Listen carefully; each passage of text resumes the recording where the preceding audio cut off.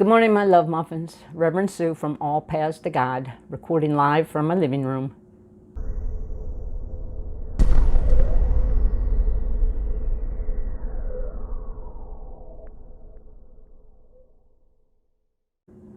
Well, we are 1 week away from our big ceremony on Valentine's Day, perfect day, to induct our lay ministers, Donna Verzel, Jennifer Lutz, and Sonny Hobbs, 11 o'clock next Sunday.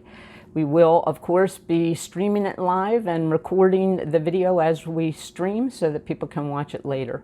We've also said that as long as we can maintain safe numbers, honoring the virus protocol, that people can attend.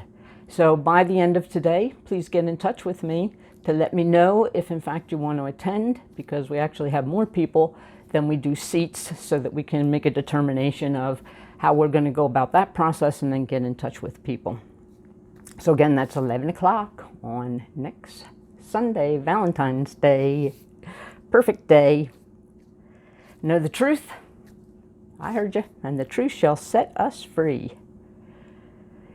It is necessary for the divine to clothe itself in form. Otherwise, it would remain unexpressed. So behind and within everything material, including us, stands the spiritual, stands the nature of the divine creator, love, and the operation of the divine creator, law. And our entire spiritual belief system and practice is built on this premise, on the idea that love and law, that the nature of the divine is at the center of everyone and everything. So in practice, we need to live love, and we need to let the law. That's why we call Jesus the great example, not the great exception. Because he taught that there was divinity within all of God's children. He taught and he lived and he exemplified love and law. The Father is within, love. The Father within doeth the work, law. And as Ernest Holmes said, Jesus made living love and law seem so simple that we wonder by what special grace he was able to heal the sick and turn water into wine and multiply loaves and fishes. God, the nature of love, the operation of law, are impartial. Jesus did not get special favor. Jesus didn't receive greater grace than anyone else. And Jesus did not defy the laws of nature. What Jesus did was defy the common use of them. His knowing of the truth, of divine truth, is equal to the average person's knowing of experiential truth.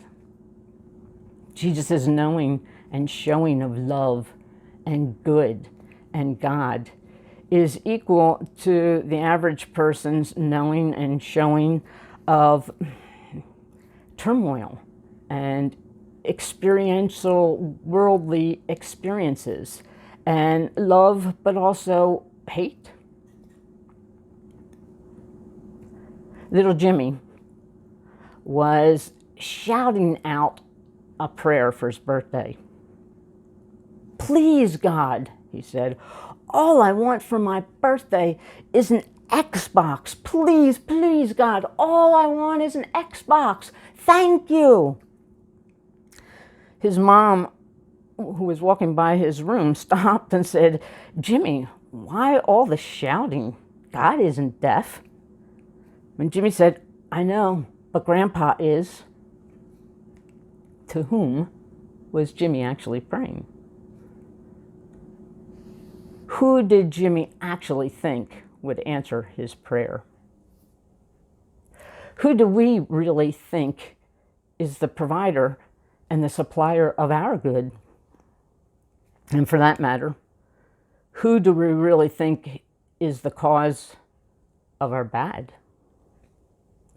For most of us, even though we adopt this belief system in our thinking, in our intelligence probably more than our thinking, we don't really consistently believe God is the source of our supply, or that God is the cause of our bad, or that law is the cause of our bad. We don't really consistently rely on the presence and the power, on love and law. We are just simply too trained to turn our attention to the physical world of seeming cause and effect than we are to turn our attention and our belief and our reliance to the divine creator within. And so we don't consistently live love and let law, which is evidenced by many of our relationships and interactions in this world that are so painful and challenging. I was thinking the other day, I have a rug in my living room, just a small one, a 5x7 rug, and I really like it. It just has a certain pattern of geometric designs with certain colors, and it just sort of pulls the entire decoration of the room together, though it's getting kind of grody, and it's definitely near time to be discarded. And I looked and looked and looked all over the place for something that's similar and haven't been able to find it. I so liked that rug and I so loved it once, but now it just has too many issues and too many blemishes, and it needs to be discarded. But it definitely is hard finding another one. And I found myself wishing I had taken better care of it while I had the chance, because there's really no salvaging it now. And you know what I mean when it comes to rugs and carpet. We watch those HGTV shows where the people walk into the house and the first thing they do is look at somebody's rug and say, well, that has to go. We're quick to discard it because it just has too many issues to salvage. My rug could have used some spot cleaning. And you know what spot cleaning is. It's just treating a small part of something that has a small stain or blemish in it, so that we can keep it from spreading. But we also know that we have to know how to use the right cleaner. There are different kinds of stains, and there's different kinds of materials on which one would use a cleaner. It's very complex. So if it's not done correctly, we actually can create even a bigger disaster. But one thing for sure, if it's not done at all, it will create a bigger disaster because it's accumulative. And then something may suffer a premature death that it wouldn't have suffered had we done some spot cleaning, some spot caring. And I realize that our relationships, that our love, are just like this.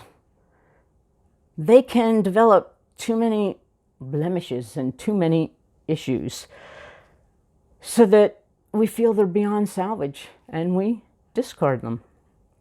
If not from our lives, then certainly from our hearts. So they suffer a premature death. It's kind of self-preservation. There simply comes a point at which we can't sustain the relationship because it's too toxic. Read a story about a young couple that was on their way to get married. And they had a tragic accident on the way. And the next thing they knew, they were standing arm in arm in front of the pearly gates. They told St. Peter what had happened and then said, we really want to spend eternity as husband and wife? Is there anyone who can marry us before we go in? And Peter said, well, that is the most unusual request, but they could take a seat outside the pearly gates and he would see what he could do. The couple waited for 3 months before St. Peter finally came back with a minister to perform the ceremony. And the man said to Peter, we've had some time to think about this while you were gone, and well, we know that marriage is difficult, even under the best of circumstances and even under the limited till death do us part. And since there's no death in heaven, we just want to make sure if this marriage doesn't work out, can we get a divorce? Well, St. Peter said, are you kidding? It took me 3 months just to find a preacher. What do you think are the chances that you can find a lawyer? We are quick to judge people, and we are quick to find an escape route. Make sure we have a path to discard relationships. Relationship escape routes. We do a lot of discarding of people. Too much if we believe what we believe. It's all God. Divinity, love and law, grace and good are at the center of everyone and everything. And we discard relationships too much if we want to practice what we believe. If we want to reveal God and good in everyone and everything. If we want to open a channel of increased flow to grace and good in our lives. But until we are willing to look at ourselves and then change what is an obstacle to the flow of grace and God and good, then we have to live with ourselves. And we have to live with the consequences of our limited thoughts and feelings and actions, of our externally focused sense of cause and effect, of our basic inability to consistently hold that faith and belief in the divine center in all things and all people. So we either need to find a way to move, or oftentimes we find an excuse not to. So we're going to work either way, whether we focus on divine truth or whether we focus on experiential truth. We're going to work either way. So work what works. It reminds me of a sermon that Reverend Denise did some time ago where the punchline was, there's pain in change and there's pain in staying the same. So choose the one that moves you forward. So we choose work at change. But we need to plan our work and then work our plan. Since looking at the external world and believing cause and effect is outside of ourselves and neglecting focusing on divine truth at the center of everything is just so conditioned and so much a habit. We have to have a plan that we work deliberately to facilitate our shifting some of these mindsets that create obstacles, especially obstacles to the flow of our love, especially obstacles that make our relationship something that we can and do discard. Otherwise, in the heat of the moment, it's very unlikely that we'll be able to think differently than the rut we're already in. So we really just can't wing it. We need to be very deliberate about it. Esther Hicks caught this idea for me in the most profound way when she said, that would be like jumping out of an airplane without a parachute, than on the way down trying to focus our thoughts and our feelings on having a parachute. Well, I can imagine that scenario, and I doubt very seriously if I would entertain for 1 second the idea that I have a parachute when I am plummeting to earth at deathly speeds. And that's what it feels like when we're navigating the world. So we need to do some spot cleaning. I think back to that carpet. Had I just done some spot cleaning here and there and here and there, it would have died. It's a material thing. Sooner or later, it would be discarded and it would run its course, but it wouldn't be prematurely discarded. Well, our relationships need the same thing. They need spot cleaners. When we have issues and we have conflicts and we have things that begin to form a barrier around the flow of our love and our heart connection, we need to stop and we need to do a spot cleaning, an intervention right there, so that moment is not allowed to expand. And truly, that's not what we do right now. What we do right now is we get winged, we get plucked, and then we label that perception and that person, and then we focus on it over and over and over and over and over again, because we don't have a plan to get out of that rut. So we need a spot cleaner intervention for our little moments, little pings, little frustrations, little disappointments in relationships, or else before we know it, there will be too many and it won't be able to be salvaged.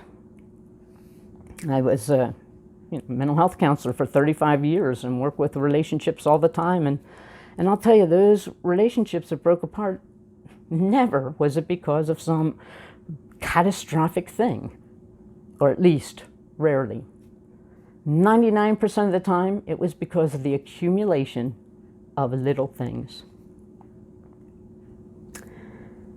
Things that we made, my favorite saying is, a mountain out of a molehill. Listen, how do we make a mountain out of a molehill? We add dirt. So situations that created a negative experience, and we add fuel to that fire. So we need spot cleaning for any conflictual areas in our relationships. What ultimately happens when we experience any type of conflict, whether it's disappointment or hurt or sadness or frustration or irritation, no matter what it is, what happens is negative thoughts and feelings and actions get triggered by some external event or person. And what happens is we confuse not liking the triggered thoughts and feelings and actions with not liking the trigger, not liking the person who delivered the blows, not liking the event or situation that triggered the experience that we were having. We confuse not liking the triggered feelings and thoughts with not liking the trigger. I say over and over again, there is a very big difference between feeling hurt and someone hurting us. We can feel terribly hurt without anyone hurting us, without anyone having ever had the intention to hurt us. But we never perceive it that way. We perceive it at best as neglectful or self-centered, and at worst as deliberate. If we could just understand this concept, there is a big difference between being hurt and someone hurting us, then we could stop villainizing the trigger, stop blaming the person who delivered the blow. And instead of adding dirt, then we could move to an intervention of spot cleaning. Because we would be owning our feelings, our thoughts that we don't like. They're not aligned with the way we want to live life. And we would immediately go to a plan of sharing that and making that known with another divinely centered and driven person who, of course, wants to find a place of peace and joy and harmony. Spot cleaners. We discard each other way too easily. So, my friends, I call you on this mission this week as we go into next week in the celebration of love. Be spot cleaners. It is often said conflict is not about the person who starts it, the person who triggers it. It's about who responds to it. And in our belief system, no truer words are spoken. Know the truth, and the truth shall set us free. Well, knowing that love and law are the divine center of all of us, then I know that I constantly have a presence and a power within to expand and evolve the flow of grace and good in my life. And all I need to do is look for little blips in the screen that say, this is not consistent with that. And then and there, touch up that spot. Spot cleaners. We can't go back and make a new start, but we can start now and make a new ending. We are the people, now is the time, and this is the way. Namaste, my love muffins.